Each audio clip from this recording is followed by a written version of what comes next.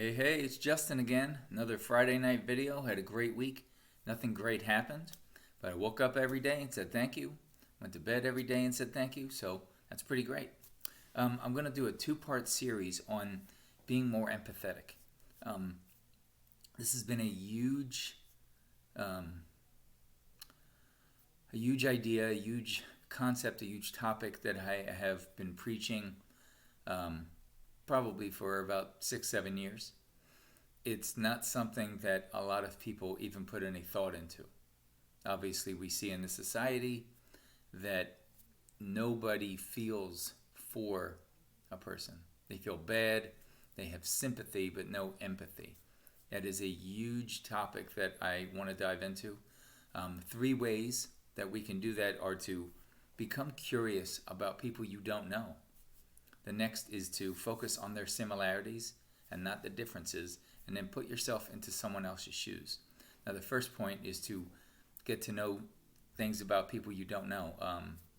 Usually, if you're at I don't know, an after party or a happy hour, sometimes you can just go and interact with people. Usually, when you get a vibe or you read someone's energy, that you can kind of interact with them. Join a men's group, a women's club, any kind of leisure activity that you can be a part of. Get to know people. I'm always about getting to know people. I love people. I'm a people person, obviously. I get that from my mother. But I always want to know about people, and it's not to pry, and it's not to be invasive. It's really, I'm genuinely trying to get to know you and get to know things about you. The second is to focus on similarities, not the differences with people. Now, what I mean by that is finding common ground with a lot of people. There are a lot of people out there that have a lot of similar traits, characteristics, things that I like to do, and I like to find that in people. And yes, of course, there's going to be differences. Differences are a beautiful thing, but finding those commonalities with another person, it's mind-blowing. There's a good friend that I've met through this group, one of the groups that I've joined, and him and I are really good friends, so there's your shout out. The third is to put yourself in someone else's shoes. I've always said this, and I've always thought this mindset of, man, I wonder what it was like for a person to be in said situation, whether it be an historical event like the Holocaust or the Civil War, or even a bad relationship.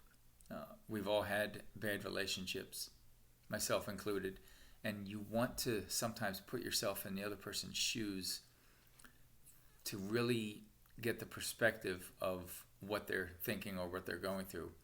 I think if you try these 3 things, and like I said, this is the first part of a 2-part series, so next week will be part 2. If you put yourself in that person's situation, I think you'll find that you have a different outlook for that person or their situation. Remember not to judge regardless of their situation. You're not here to judge. If you were, you'd be sitting behind the bench.